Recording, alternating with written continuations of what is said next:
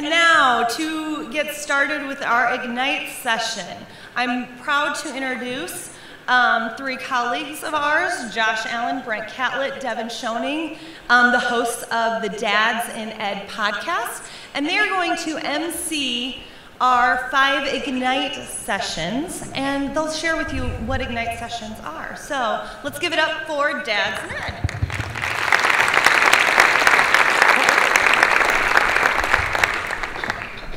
I didn't realize I was supposed to wear heels like Stacy. Sorry about that. I knew that. Yeah. All right, good morning, and welcome to day 2 of iTech. Everybody have a good first day? I think those of you that stayed up to watch the Cubs games are Cubs fans. You don't seem all that excited this morning. Pretty excited. That didn't go over well. Yeah. All right. We're excited. We are actually excited to be here with all of you and introduce you to some amazing Ignite speakers for what are sure to be inspiring, funny, and thought-provoking talks. You know, if you haven't seen or heard our podcast before, you're getting a good view of it. Josh kind of talks all the time, and we try and interrupt occasionally. No doubt about that. You know, it's not hard because you guys tend to not show up every now and then. Oh, wow. Miss one show, and this is what happens. one time. Nice. One last week. Good. All right, my name is Josh Allen. I'm the Instructional Tech Facilitator for Lewis Central Community Schools. I'm also past president of NEDA. I have a beautiful wife, and I have 4 beautiful kids. Oh, gosh. And a new baby. Everyone in the audience is like, wow, he married up. Yeah. Believe that. All right, Kat, you ready? Yes, thank you, sir. So I'm Brent Catlett, director. Nice, guys. Like the power of Google Slides. It is nice to have control of the slide deck. That's right. Mr. Balcom. That hails from an ed camp I attended once. You can't believe everything you see on the internet, folks. That one you can. I've never had hair like that. Anyways. You had a car like that? Yeah, can we move on? Yep. Yeah, thanks. Here's my crew. Tech director down in Kansas City, Missouri now. So we are big Royals fans, and unfortunately we're out of the playoffs, but we won't discuss that. But this is my crew, so I've got 5 kids, starting 5. My daughter will run the point guard, and the boys will take care of the dirty work. My beautiful wife, Josie. Make sure the slide is right. My name is Devin Schoening. I am the... Nice. Who did that? This thing called Google. You should learn it. Did you do that right before? Switch it back. Okay. I am in Council Bluffs, Iowa. I'm the Instructional Technology Program something or other for Council Bluffs Schools. That's my lovely family, my wife, Erin, who also teaches in Council Bluffs, and my 2 children. That is one of those things, and we'll get into it later, I think, with our podcast, but one of our family traditions is ice cream for dinner sometime during the summer, right? And so that is this year's picture, and we try to be creative. You look a little scary there. They might not be happy that picture's up there, but that's okay. They're not here. Speaking of not being happy, is there anything that you want to discuss from yesterday? Anything you want to tell the audience? Yesterday. Oh, the game. No. What did I do yesterday? What'd you forget yesterday? What did I forget yesterday? I didn't Don't forget tell anything Erin. yesterday. Yeah. He forgot his wife's birthday. Yep. Yep. It was an honest mistake. She did not find it so innocent and honest. But She did that's put Go why Cubs on the picture I posted. that's why I'm last leaving night. to go home early today. Good luck. Thank you. All right, so what is Dads in Ed, and how in the world did it become such the global phenomenon that it is? Global phenomenon. Wow, Josh. That must have happened then before we had Lance Lennon on the show. Lance, did you guys not pay the bills here? Was it a little chilly that night at that particular hangout? Yeah. No, that is a great picture of Lance, isn't it? Everybody knows Lance. I don't know what he was doing that day. That's good. But it was cold. It was very, very cold. One of the things that we get to do on our show is great. We started this podcast to really get together and to talk about being dads and talk about being educators and invite really smart people on, except for that one Chen we had Lance on, to try and come away with something interesting about education and about being dads. You know, we started almost 4 years ago from very humble beginnings with a guest that didn't show up. Looking at you, Dr. Dillon. Nice, Bob. Yeah, thanks. Very first show, the maiden voyage, we're already having technical difficulties, and our show doesn't, the guest doesn't show up. Thanks a lot, Bob. Trying to walk the streets of San Francisco, I believe. Well done. While he was doing that. Nice, Bob. He's kind of like you and doesn't really understand how this Google thing works. Wow. All right. Yeah, reminders for your wife's birthday. Yeah. But seriously, we started this podcast 3 or 4 years ago as a way to get together, talk about our passions, which are obviously being a dad and being an educator. This is well rehearsed. Yeah. No, this is good. I wanted to let that sink in, what that was. We absolutely, one of the conversations we have is sometimes it's insightful, sometimes it's funny, sometimes it's not. And that's why we kind of get together, right? Yeah, I mean, because really it's about the impact of being a parent in education as well as having children in the game and just kind of dealing with those issues. My favorite part of the show, though, so every week we do this thing called Dad Moment of the Week, right? And so sometimes that moment is something we're really proud of for the week. Sometimes it's something that's challenging. Sometimes it's something that we are kind of dealing with, that we're struggling with as parents. The nice part about it is you're able to watch on a variety of platforms. So no matter where you're at, you're welcome to connect us on Twitter, at Dads and Ed, dadsanded.podbean.com. You can check us out on YouTube, iTunes, Google Play. We're part of the Education Podcast Network. You done? What? They're all on there. I know. That's well done. Oh, well. Well, as you can probably tell, we don't take ourselves very seriously. We like to have a lot of fun, but we do talk about a lot of great topics in education or other social issues that are going on, in politics, just kind of anything. It's fair game, sports, all of that sort of stuff, but just things that are relevant to us, and it's kind of become a thing. And Devin mentioned that we have the Dad Moment of the Week. If you know the show, it's actually every 2 weeks, so understand that it's just what happened that week. Yeah, it's sounds not better every week. We don't each do 2, so. The Dad Moment of every 2 weeks doesn't sound that good. No. All right. Right, and it's something where we potentially share, maybe a good moment that's happened, or on the live show here yesterday, I talked about how I screwed up with my daughter and promised her gifts. She got 100%. She didn't get 100%, so like any good dad, I took her to Target anyway, and we bought the gift. So live and learn, right? I've shared things about like running. I ran a half marathon with my oldest daughter, which was a really cool event. By running together, I mean I chased her for a long, long ways, and she beat me by a long, long ways. And also, though, we've talked about, when you're not all that happy maybe with something that's happening in school, like that's tough as a dad. I know we've talked to some people in the audience about that have been on our show. Definitely, and we want to hear from moments. We love when our listeners are sometimes watching the show live or chiming into the hashtag Dads and Ed. So we'd love to hear from you guys about maybe moments you've had as parents, whether they're good or bad, just things that you've been learning from.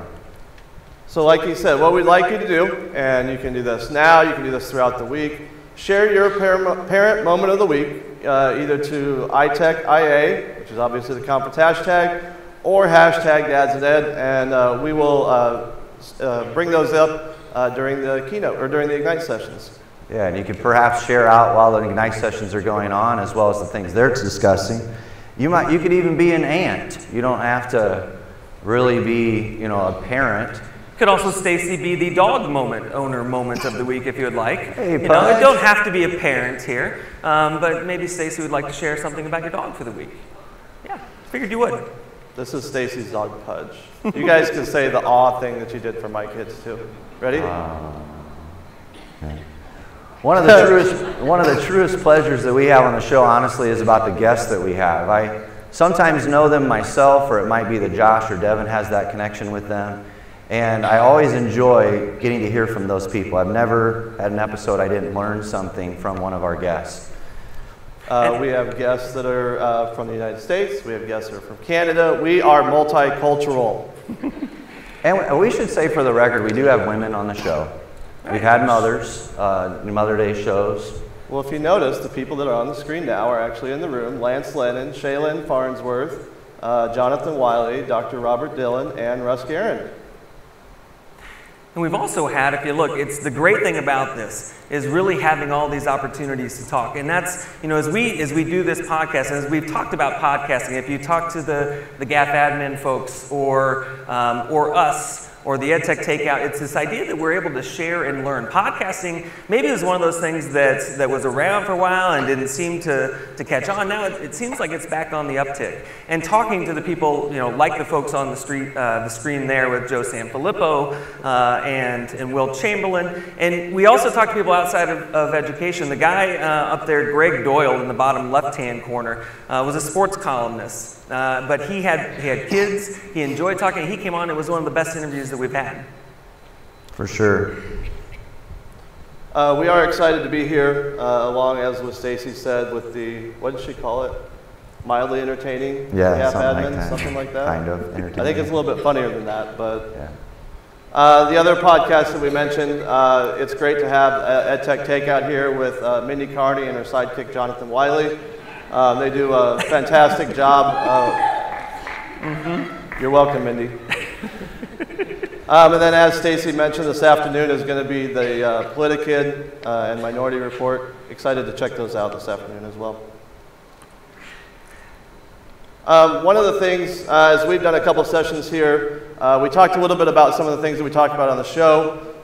We talked a lot about technology because that's part of, you know, what our job is. And during yesterday's session, we talked a lot about social media is really allowing a lot of people to say things. So how do we do a better job of modeling that for our kids? Because so often we're not doing a great job of modeling that.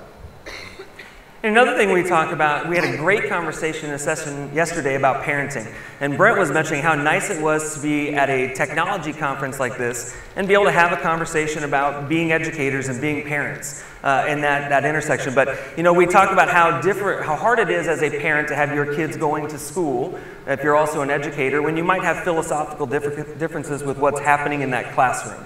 Like, we've all run into that. And the people that went to our session yesterday talked about how hard that is. And that's one of those great things that we get to talk about. For sure. And Josh mentioned the social media piece, and that's something that we're very passionate about, is making connections, you know, outside of the walls of your classrooms. And really, that's what the podcast has become for us as well. We mentioned all the great guests that we've had on the show. Again, those have come through typically social media connections that one of the three of us has had, or all of us have had with those people. So we dig into those things and the effect that being a parent is in education, and we really enjoy doing it and spending the time together. And it's always just really been about that. We never cared if anybody listened, but I will say that it's fun to put content out there.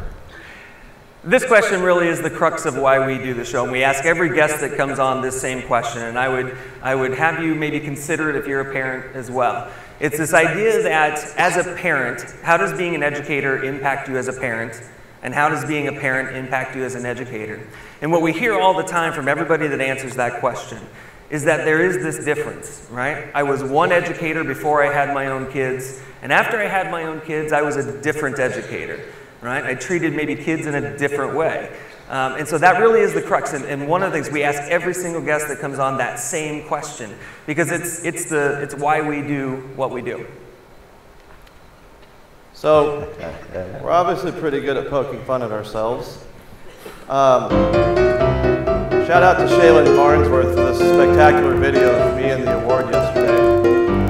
This is one of those slides, like when you do Google Slides and you're collaborating with other people, it's all of a sudden like, how in the world did that get in there? And so as we were fine-tuning things and I was running through things last night, this little gem showed up. Yeah, thanks, Lynn, for that picture. Appreciate it. Also, the thanks to everyone who was in Shaylin's session and sent me gifts of my video and my award yesterday. We will certainly use those at some point in time. All right. Yeah. Okay. That's enough. And it was great that Josh won the award. Josh is deserving of this award, even though he carried it around all day long. I think that's why Shaylin made the video. It's like he doesn't stop carrying this around. But I also won one a couple of years ago. So there are two of us up here. I've won one of these awards. Josh has won. Show Brent. Nice. Nice, guys. Yeah, you know, and the thing is, I don't do a lot of planning, so I didn't realize this would be in there either. But I don't live in Iowa, so that's one part against me, I guess. Right? I don't live in Iowa either, actually. If you want to be technical about it. Okay, well, good point. Feel free to give Brent a hug later. Well, I'm finishing up my doctorate. I'll be looking for a job soon, so keep me in mind. You never know. You need a superintendent. Call Brent Catlett. That's right. All right. Now for the moment you guys have been waiting for. Wait for it. Our Ignite sessions. It's our distinct pleasure to introduce the first Ignite speaker. This is what happens. Hold on, Josh. He runs off all the time. Just a minute. Brent has to explain So we need to discuss Ignite Ignites is. a little bit, just real briefly. Just So if you you've know never what it is. attended an Ignite session, my first time was in ISTE a couple years back, and Beth Still had said to me, you know, Kat, you got to go to these. And so it was like, you got to get there early because everybody loved going to them. And they literally were lined up outside the door. And I'm like, wow, it is a good thing we came early because folks really gravitated to these Ignite talks. So instead of having one person up here, we're going to have 5 different people.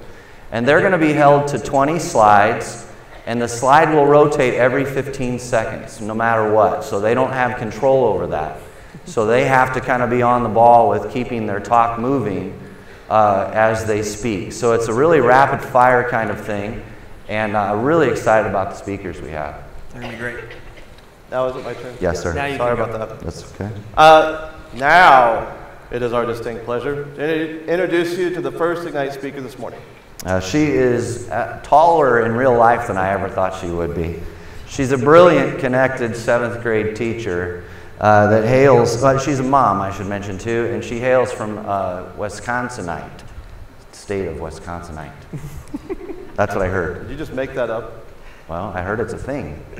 She's also the author of Empowered School, Empowered Students, Creating Connected and Invested Learners, and Invested and Passionate Learners, How to Engage and Empower Your Students, as well as the creator of the Global Read Aloud, which I think, you know, check out the stat, nearly 900,000 students participating in the Global Read Aloud this year. Ladies and gentlemen, hopefully a future Dads and Ed guest. Maybe? Put you on the spot. Pernille Ripp.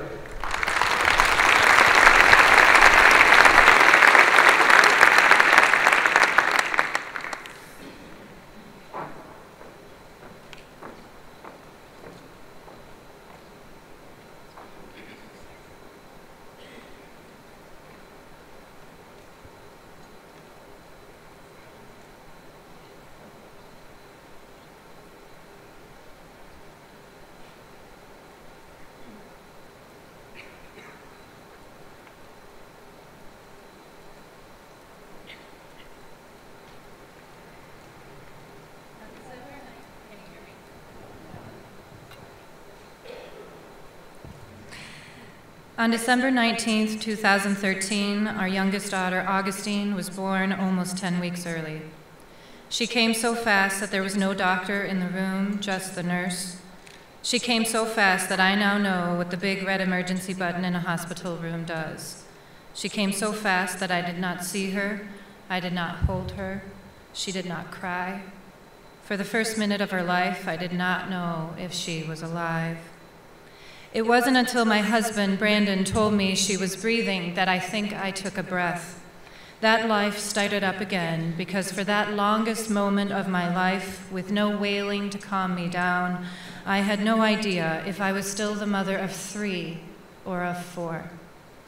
They whisked her away from me into their machines, into the equipment that would hold her tiny body warm, keep her breathing, and her heart keep beating. See, when babies are born that early, they need help with everything. And we can prepare all we want, but it is not until they actually arrive and we see how much they need us that we realize that all of a sudden we have started a new journey, one that will take us down a perilous path where we might not be able to see our destination for a very long time. In the week leading up to her much too soon arrival, I was in the hospital waiting, willing my body to slow down. We were not ready. She was not ready. One night, a doctor from the NICU visited me to help me prepare for what would happen in case she came. His words have stuck with me all of this time. He said, "When she comes, we will be ready. We will have the machines that will help her breathe. We will have the machines that will keep her warm. We will monitor her heart, and we will be by your side. We will do everything in our power to keep her alive, to keep her safe, to help her no matter what. While we can help her with her needs, we will not know about her brain. We will not know what long-term effects being born so early will have on her learning. We will not know if her brain will be damaged. We will not know until she grows, until she reaches her learning milestones. We will not know what her future path will hold or what it will look like when it comes to learning, but we will be ready. We will be by her side because that is what we do. That is what we do. As I held Augustine for the very first time, more than 24 hours later, I held all of our dreams for her as well. As we sat in the quiet listening to the alarms and the beeps on her monitor, I knew that her future was now in my hands as well, and that all we could do now was our best. That all we could do now was to be by her side and hope that her future teachers would see her for the miracle she is, and not just a child who might have difficulties learning. Every year, as the new year awaits, our students arrive in all of their glory. They arrive with all of their dreams, their hopes, and their needs. They show up whether we are ready or not. And so we prepare, we plan, we dream over the summer that this will be the year that we reach every single child we teach. We do not pick who we teach, we do not pick who shows up, we do not pick who these kids are that we are supposed to have life-changing experiences with, but instead we stand by our doors like the Statue of Liberty and say, give me your tired, give me your poor, your huddled masses yearning to breathe free. We can prepare all we want as teachers. We can create classrooms where most of our students will thrive. We can plan for fictitious children and hope they will fit into the boxes we create, or we can teach the kids that come. We can teach and create classroom experiences that center on the kids that actually show up instead of the kids that we hope to teach.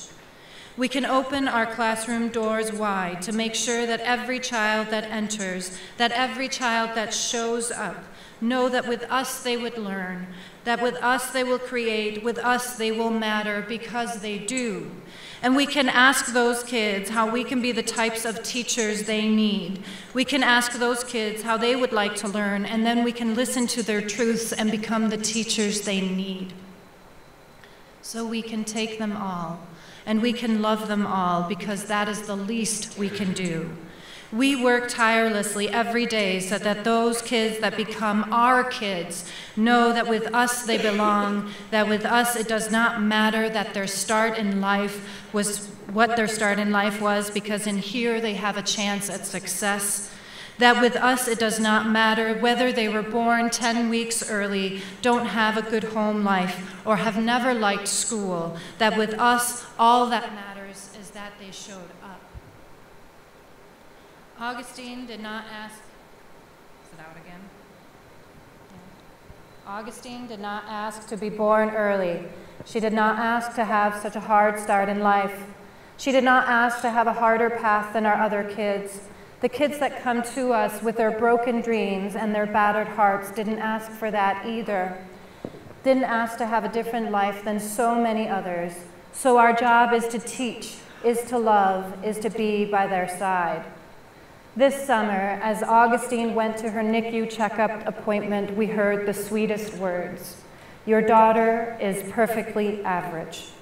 And while her path is still unwinding and we are not in the clear just yet, we see hope with every word she learns, every task she accomplishes. We see her for the miracle she truly is, a child that would not have lived many years ago. So may we all see the miracle that is the child that enters our schools. May we all know just how lucky we are to teach these kids, even when our days are long and our lesson plans are broken. Even when we feel we are not enough, may we still try. As teachers, we were never promised it would be easy. We were never promised that our jobs would be effortless or that our hearts would stay protected. But we were told that it would be worth it, that this may be one of the hardest jobs and yet also one of the most rewarding. So every day as we welcome the kids, make sure it is every child we welcome, not just the easy ones, the ones that barely need us. Make sure your classroom is a place for any child to succeed, no matter their start in life. Because much like the NICU doctor told me almost 3 years ago, we are ready, we are here, and we will stay here until you no longer need us. It's the very least we can do. Thank you.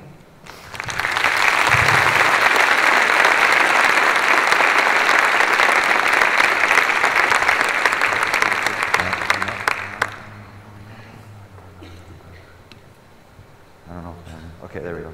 Pernille, thank you so much. That's an amazing story, and thank you for sharing your passion for learners. I know I've really been impressed by you. It's so fun to meet people in person that you have in your network, and she's the real deal. And I apologize for all the technical difficulties. That's all Josh's fault. Typically happens like that on the show, too. Yeah, and that was great, Pernille. Boy, good luck to whoever's next. I'm not sure who that'll be, but good luck, right? Thanks to all of you who utilized that awkward silence when the technology wasn't working to post on the Dads in Ed hashtag. Chrissy Leenan, Stacy, she has a great parent moment of the month making her dog try on the Halloween costume, so check that one out. That was a great one. Heather Jo Bailey got the biggest pumpkin picker. That may even be bigger than the one that my 3-year-old picked that weighed more than her. I like this one from Michael with the L. Told daughter no, she couldn't have a popsicle for dinner. She looked into my eyes and said, "Daddy, I'm sorry, but Mommy's the boss." That's a great moment for the week, right? Love that one. Awesome. And Martha Wilding, who is at Point Librarian, posted this picture. I don't know, Devin, do you know what's this Red Sea with the Ubs? Do you know? No, I don't know what that is. You know what that is? No. I think they're leading a series right now. Yeah, Giants get tonight. I'm a Giants fan, by the way, if you haven't picked up on that. So last night was a late night for me, so. All right, on that note, let's introduce our next guest. He's a tech director at Eagle Grove, one of the hosts of the apparently mildly entertaining GAF Admin podcast, and also a member of the iTech board. He is a father and friend. Ladies and gentlemen, past guest on Dads and Ed, Lance Lennon.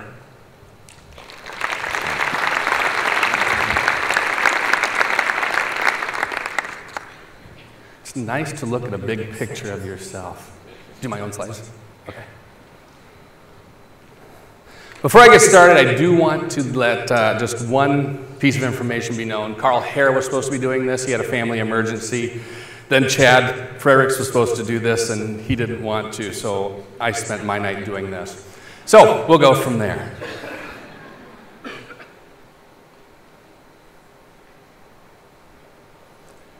I'm a history teacher by trade. Really want to talk to you today about two things. One is H-Day. We all probably know about D-Day, but we know what H-Day is. Probably not. 3 September 1967. The vast majority of you probably weren't even alive at that point in time, but it's a very important day for one country in the world. It's also known as the right-hand traffic diversion. In Sweden, on 3 September, actually on 2 September, 1967, at 10 o'clock in the night, they stopped all traffic on all roads. Until 8 the next morning, no one was allowed to drive because they were switching from driving on the left-hand side of the road to the right-hand side of the road. Why would you do that? How do you do that? Let's think about that. We are going to take any possible car that we have, left-handed cars, we know where the steering wheel is, we know how to operate it, and we're going to go to a right-handed car. How many of you have driven for more than 5 minutes in your life that could probably switch from one to the other? It's not likely, and they're going to change an entire country. So like I said, think about things that need to change. They were a light rail system. Trains, trams, trolleys can no longer be used because the doors open in the middle of the road now, or would open into traffic. They had to take every trolley and change it to a bus Not literally change it to a bus, but go from trolleys to buses overnight. They had to change road signs from one side of the road to the other. Lane markings had to be changed overnight. And not many, but some exits off of major thoroughfares had to also be closed and readjusted. In one night, they had built up to this, public service announcements all over the radio, all over the television, explaining to people what's going to happen. And in what is literally a 10-hour period, they went from left to right. You've all heard the analogy, you can't take a 10-foot leap in 2 5-foot jumps. Sweden didn't. They did it all at once because you had to go big or go home. So why did they do that? Why on earth would you want to change? I'll get to that in a minute. But now I want to introduce you to a woman, Edith McField. You know her, but you don't know her. She really prefers to be called Mrs. McField. You know her story. As a young child, she was born in Portland, Oregon, 1921. She learned French and German.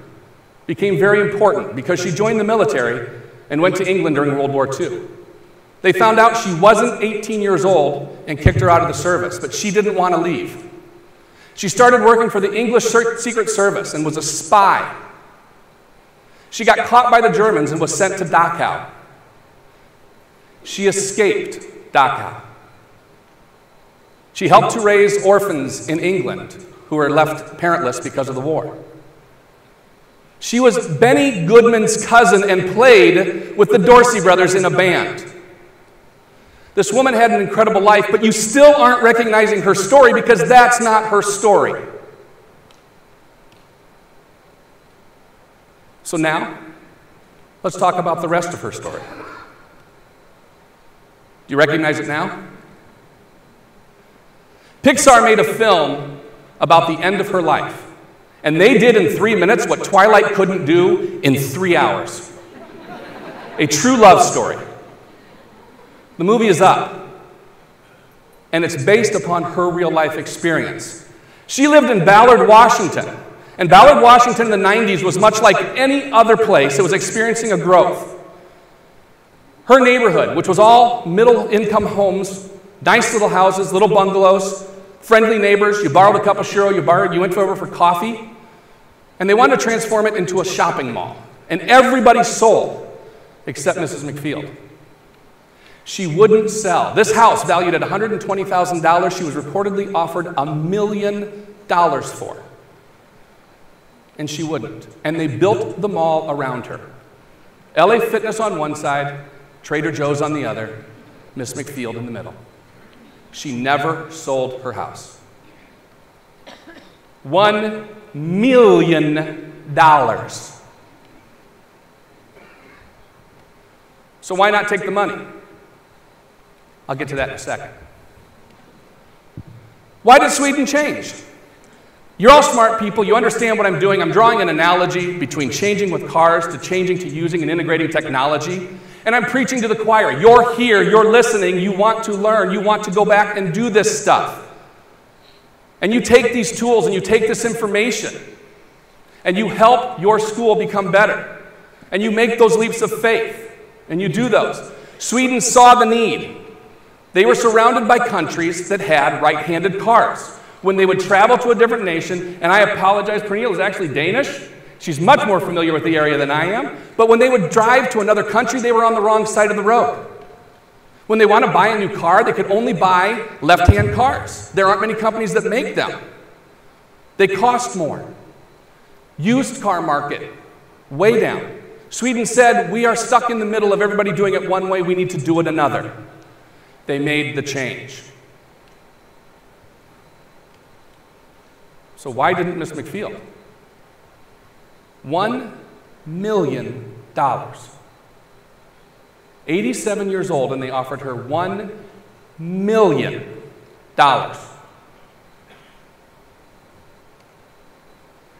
My wife always tells me, without change, there'd be no butterflies. Miss McField said, without change, there'd be no loss. Her husband passed away. She was becoming ill, going blind, and afraid that if she moved, she wouldn't know her house. I love this part. She was afraid her cat would get lost. She didn't need the money. She didn't have kids. She didn't have nieces or nephews. She needed her home.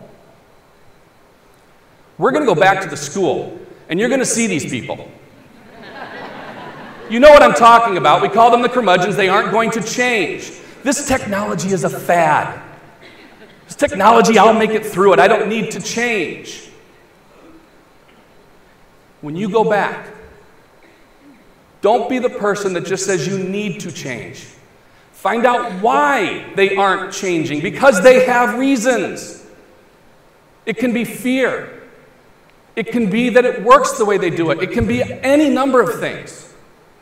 But instead of being that person that jumps the 10-foot chasm and says, now you do it, be the person who helps to build the bridge so the next person can take baby steps. And slide 20.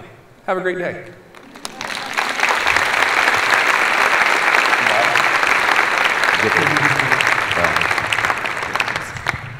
Wow, great job, Lance.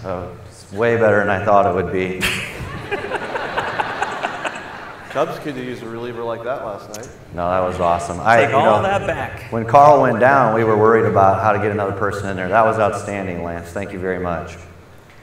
Real quick, we want to highlight a couple other of the, those of you that have shared your parenting moment of the week. I have to bring up Mrs. Moses because she did tweet a hilarious GIF of me yesterday. She put a picture of her making the choice to go to the apple orchard instead of yoga. I would probably make that choice too. Yeah. It's not a hard one for me. I don't do yoga. I've got one from Jill Janes. I like this one. I like the funny ones, apparently. Daughter was spitting grapes at school, told her next AM not to spit crackers. She told me, no worries, they aren't round. I love it. This one comes from Eric Ewald _Iowa on the Twitters. He tagged us with a picture. His dad moment of the week was seeing his son bring this home, and it is I feel happy when, and it's got some great artwork from his boy, and the bottom says, when I play with my dad. So, that one melts me. Because we've talked about that on the show a ton, right? I'm not a fan of homework, because I just want to play with my kids when I get home, you know? So Eric, I really appreciate that one. The last one that we want to highlight right now, Kay Schmallen, I believe. She tweeted a picture to the hashtag Dads and Ed. Her youngest son graduated from Air Force basic training. So thank you, and thank you to your son for his service. And keep sharing those as we get. We'd love to share more of those in between. Absolutely. All right, let's get to our next speaker. Next up. He is part of the package deal offered by Wisconsin schools for the 2016 iTech conference. Another Wisconsinite? Yeah, if we brought Pernille down, we had to bring our next guest as well. It was a deal, that's right. Yeah. He is a technology integrationist, Google certified innovator and trainer, and an Apple distinguished educator. Yeah, and while I have the mic, I have to say that Chad has helped me so much with Google stuff over the years, so always thankful for him. He's a great guy who's always willing to help anybody. So, amazing dude, Chad Kafka. Yes.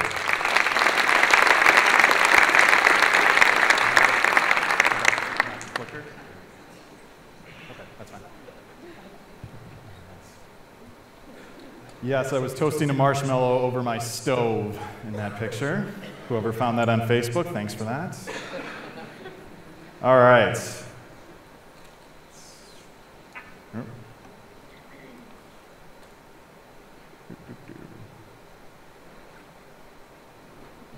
Oh, apparently that photo was provided by Jamie, a former Facebook friend. All right, let's make sure I got this right here. Okay. So I know you can tell by this totally awesome physique standing in front of you that I'm a runner, but that was not always the case. I want to share with you a little bit about my running journey and make some comparisons to what it's like to try something new in the classroom. So this is my wife Sarah on the left, our friend Becky on the right. They would participate in these Run Disney runs, and I would typically go along to these runs. They would do 10Ks, half Ks, 5Ks, half marathons, full marathons, and I was typically going along as the designated stuff holder. Typically, these were girl-themed weekends. They were Princess Half Marathon weekend, Tinkerbell Challenge weekend. I would go and I would be the photographer until that fateful day in February of 2014 when Disney all over their social media announced a new run. That new run, you might ask, was going to be the Avengers Superhero Half Marathon. It was going to take place in November at Disneyland, and that sweet, holy Stanley goodness of a medal that they showed, I wanted it. I wanted it so bad. Now, I need to be very clear with you. I had never done an organized run prior to this. I hadn't even done a 5K. I hated running so much that Christmas before, Sarah and Becky both bought me the same shirt without knowing it. I opened these presents, one of which I'm wearing today. So flash forward, we get to November, I train up, I do the run. I complete the run, 2 hours, 33 minutes. It sucked. It totally sucked. The main reason it sucked were there were 50-mile-an-hour winds that day. I did not enjoy this. I want to look, though, at the journey. Let's take a look at the journey and compare this to what it's like to try something new in the classroom. There's a model that we use in technology and education, the Samer model, where you're trying to work above the line. There are 4 parts to this model. I want to compare this with my running journey and what it's like to try something new in the classroom. The first level is substitution. You're doing something and you try something else. I was just working out. I would go to the gym. I substituted that for getting my butt on the treadmill and buying some tennis shoes that would allow me to run. Much like in the classroom, I, growing up, was always writing papers and, pen and paper. Transition that. Pure substitution is just writing with a word processing program, something like Google Docs. So basic level substitution. We can do that in the classroom. We should be doing that in the classroom. The next level is augmentation. Getting off the treadmill, getting outside, I'm augmenting what I was doing. I'm using an app to keep track of my runs. I'm buying some running gear because cotton shirts on this body don't fly. So I also am buying some better supported shoes. Much like how, when you're writing a paper, a simple paper, students might have to augment their writing a little bit by using some text features, things like bulleting, using headers and section breaks, and adding images, taking a basic paper and enhancing it or augmenting it just a little bit. That's the next level up on the ladder. Modification. Within the app, I'm keeping track of my runs. I'm also actually going out and doing now some 5Ks and 10Ks as I'm building towards my half marathon. I'm also seeing my friends in the app and what they're doing and creating that little bit of sense of competition. So that's helping me to modify my actual runs. Much like within a Google Doc, how there are the features built in. You can share your file to your teacher to get some feedback, some instantaneous feedback in some cases, or get some peer reviews from colleagues and friends that help make that writing better. And that final level, redefinition, this is where it doesn't even look like how it started. So with me, my running, I'm participating now in challenges with friends in the Nike app. People I don't even know, and we're competing month to month. I'm also using the digital coach, and I'm sharing out my runs on social media and actually hearing cheers in my ear when I run. Redefinition in the classroom, it's not a writing assignment anymore. Maybe now it's a script, it's a storyboard. We've got kids now producing media. They're making a video, a podcast, they're creating a website. It's a totally redefined image of what was the intended purpose. These are the 4 levels of Samer, and these are the lessons I learned when I was going through my running journey. That first lesson was you can't only run when other people are watching you. You can't put on your best game face when that principal is in there doing an evaluation. You've got to work to maintain that over time. Stretching is like planning. Cooling down is like reflection. We need to do more of this if you're running or when you're working in the classroom so that you can just keep enhancing your craft and make things better. I went faster on that one. I get a second to breathe. You can't always run the same route. Typically what I do is I'll run a route, I'll run that route backwards, I'll go into some side streets, much like how you can't run the same route in the classroom. You've got to make it so your kids stay engaged, and you've got to mix things up or they're going to get bored and not be with you on that journey. Next lesson I learned was you have to nourish your body and your mind. Obviously water and carbs for running. As educators, you've got to reach out there and get outside the 4 walls of your classroom and find others that are doing great things and work to maybe incorporate that into some of your craft as well. So with that, I will close with this. I still hate running. It still sucks, but it's a passion of mine, just like education is a passion of mine. You don't always get to choose your passions. Sometimes they choose you. So I hope over these 2 days at the conference, you found a way to help yourself to run a little bit more and not walk. Thank you very much.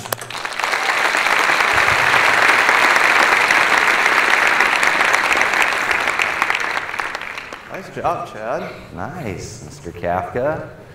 almost inspired me to go running.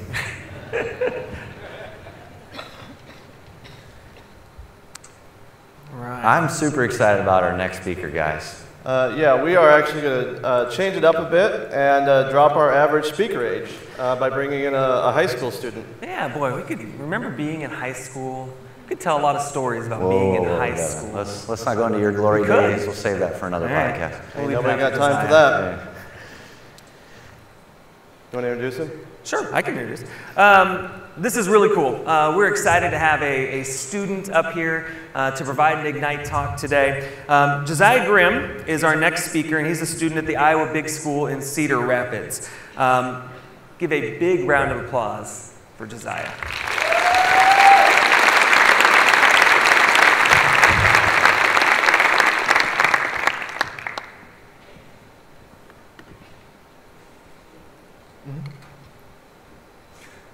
Good morning.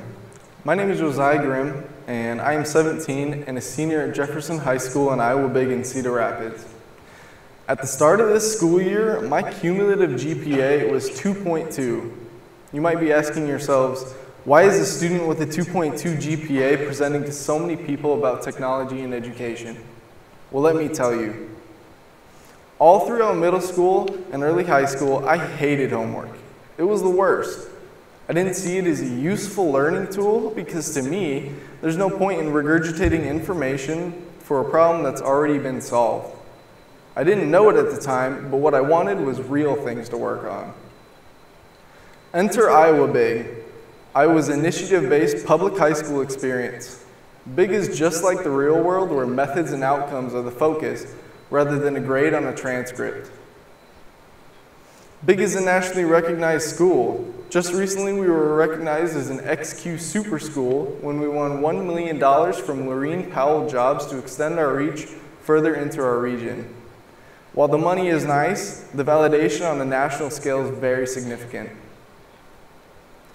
Big meets at Vault Co-working and Collaboration Space in the Geonetric Building near Nubo City Market in Cedar Rapids. We share space with several Iowa startups, which allows for a lot of collaborative experience with businesses in the community. We also meet at business partner locations as well. No bells, no rows, no problem. Students in Big are guided by self-intuition rather than a structured syllabus.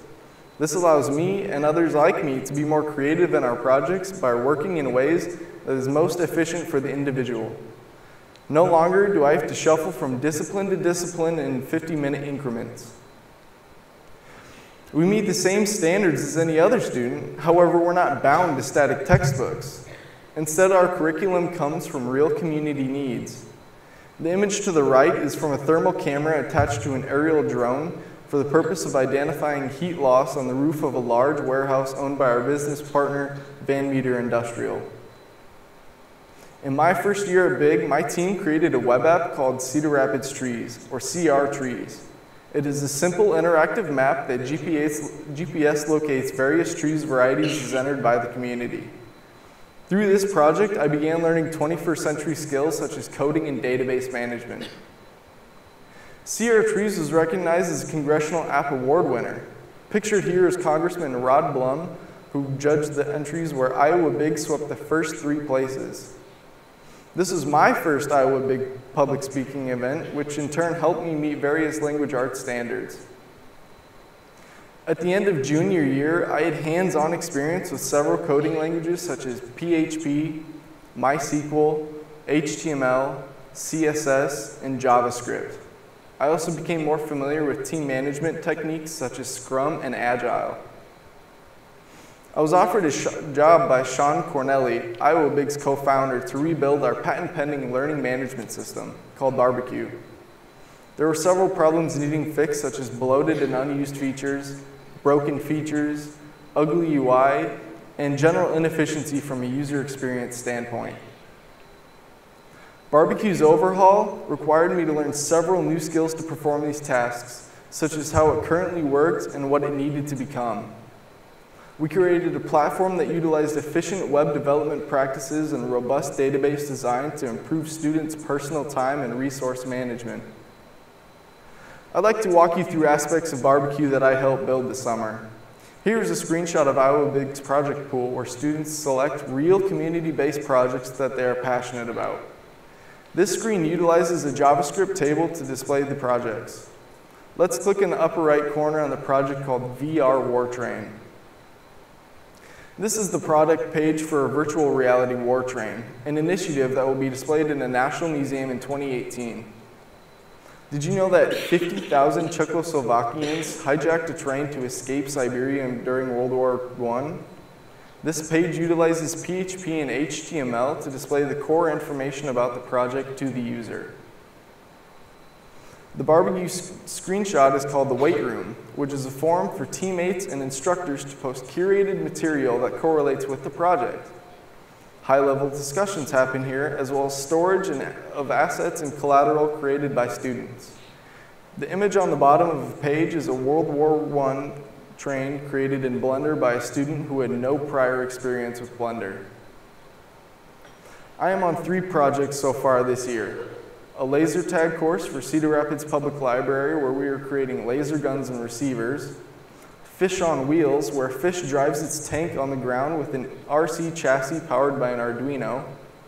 And as already discussed, the virtual reality war train in conjunction with the National Czech and Slovak Museum. This year at Big, I plan on adding several things to my resume, such as GitHub for coding management, 3D modeling via Blender, and various virtual reality softwares. I'll continue developing my knowledge of database design and front-end and back-end code. I'll also continue to hone my soft skills such as public speaking. In my time at Big, I've learned 3 of the top 9 in-demand enterprise-level programming languages. This gives me a huge leg up on my classmates who probably don't even know these exist. Learning these skills now puts me ahead of my classmates who will learn them along the road in college, and I can also do that if I choose to.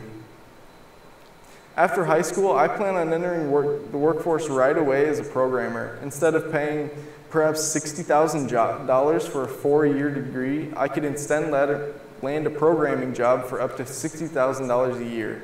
That's a grand total of $300,000 opportunity cost when factoring in the savings from college. Every kid in the state of Iowa deserves to do something real before graduation. If I didn't have this great opportunity at Iowa Big, I would likely have graduated with a severely subpar GPA with less chance of getting into a good college or a decent job. Now I'm being trained in some of the most needy areas of Iowa's workforce development. High school students are capable, schools just need to give us a chance. Thank you for hearing my story.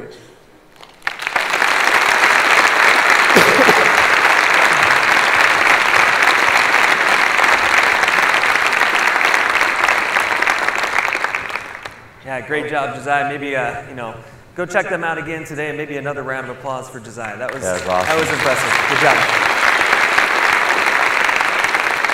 I don't know if I could have got up in front of a crowd, at that age and speak so candidly. And if anything, it makes me want to work harder for the kids we work for. A couple other parent moment of the weeks. Kyle, I'm going to murder your last name. T-Link. I probably should have looked at the last name to see if I really wanted to embarrass myself up in front.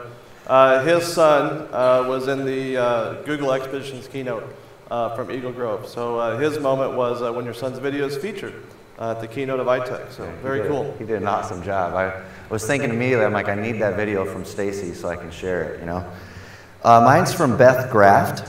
She took a picture.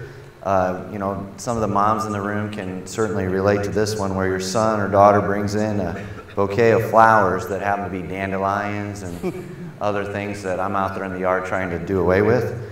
And it smells good, and you just take the flowers, you smile and say thank you. And before we get to our last speaker, this one's from Magda Galloway, talking about her 9-year-old as she was kissing her goodnight the other night. The conversation they had said, "The other day I had a long conversation with Daddy about aardvarks." Hashtag what? All right, so thanks to all of you who have shared. There's a lot more on there. Please go check out the hashtag Dads and Ed or iTechIA, and please continue to do that throughout the conference. We love interacting with you. So our next speaker is the only guest that we've had on the show twice. And he was the guest during our first ever live show right here from iTech. He is the Director of Innovative Learning at University City School District in St. Louis, and his new book, The Space, A Guide for Educators, is out now. All right, ladies and gentlemen, Dr. Robert Dillon. I don't know about that picture. I guess not everybody gets to be Bob Dylan every day. Yeah, everybody gets to be Bob Dylan every day, right? So let me see if I can mess up the tech a little bit further here. See if we can make this work.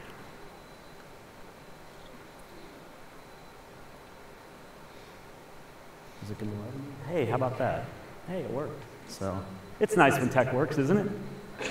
So about a year and a half ago, I had one of those chance encounters where I was on the soccer field with my 8-year-old, and I walked over, and my daughter has the blue uniform on, right? And I walk over, and there's a mother with her daughter in a red uniform, and we look at each other, and we know we recognize each other, but we don't know from where.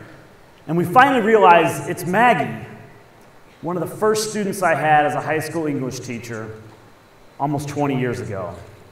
And we said hello, and we kind of said some gracious things, and then we walked away to watch the soccer game. And what I really wanted to say to Maggie was, I'm sorry. They handed me a degree so many years ago, and I thought I knew what I was doing. And I showed up in your classroom, and I wasn't very good. I was actually an awful teacher. There were moments where my classroom management was basically talk louder and yell as much as possible until the students got quiet. I don't know if any of you have experienced this, but the first year of that first time, all I wanted to do was go back and apologize to those kids for yelling as classroom management, for thinking that my voice was the only important voice that was in that classroom, when now we know a true mosaic of voices in a classroom is what truly matters. That students can learn from each other. But instead, all I could think to Maggie was, I'm sorry. And I was sorry for giving tests that I knew failed kids from the start. All it did was show them what they weren't good at, instead of the things that I knew that they could do and the strengths that they had. But I was young. I was a brand new teacher, and I was screwing up every day. I wanted to say I'm sorry. I was sorry for not listening. I was surrounded by a whole bunch of incredible people. I was surrounded by great leaders and great teachers and great parents, but I was too arrogant to listen. Instead, at 22, I thought I knew what teaching was all about. And then at 25, something worse happened. I thought I was qualified to be a principal. 3 years into teaching, I want to go back and say, I'm sorry. That first year as a principal at 25, I made so many mistakes. And I continue to be sorry for the people that I served at that point in time. There were those moments where I could knock out a to-do list. I could get things done every day. But you know how many great conversations I passed on those first years? Those moments where I could have leaned in and listened, talked to a student, and built a relationship. I'm sorry I didn't allow that to happen. I'm sorry that I laughed at teachers because they didn't have the same style that I had. They weren't the gregarious person that got up there and told stories and entertained people. There's never a reason to laugh at people that work hard. There's so many hardworking teachers out there. And early on, I'm sorry for having laughed at really good teachers. I'm sorry for using data as a weapon. For so long, I took data and I used it against people. I used it against kids, and I used it against teachers, and I used it against parents. And I'm sorry for making those mistakes. Can't all of us say that at some point in time? That we're sorry because we didn't know how to do it right?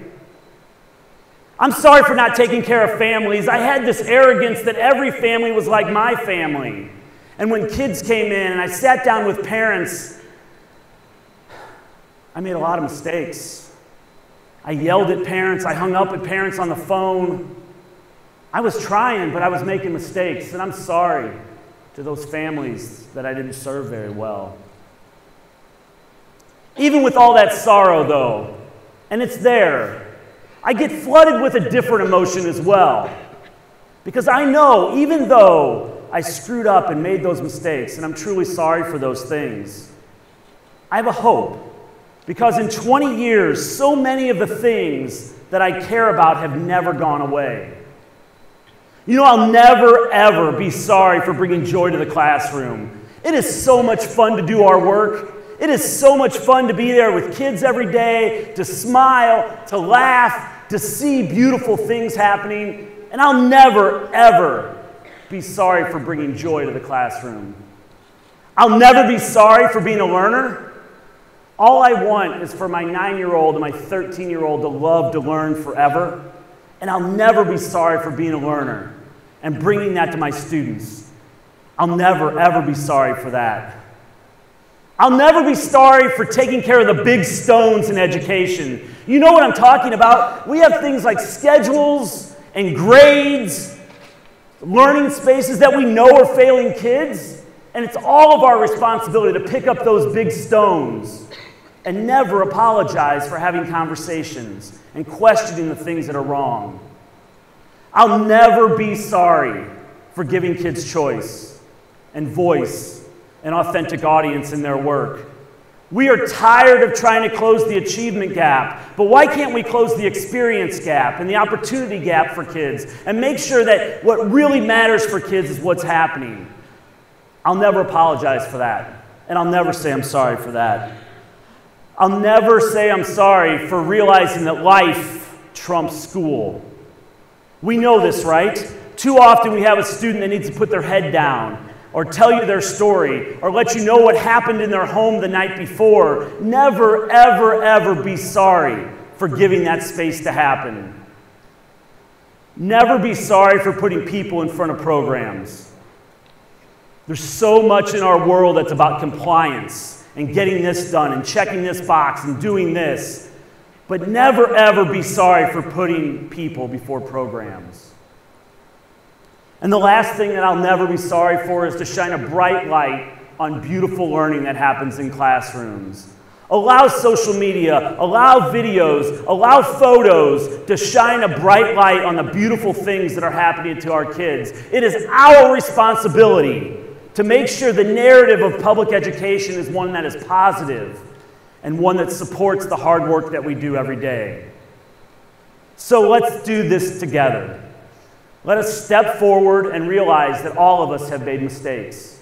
We've all failed kids, and we've all failed parents.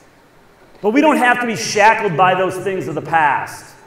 Together, we can make things better for all kids. My kids, your kids, our kids. Thank you.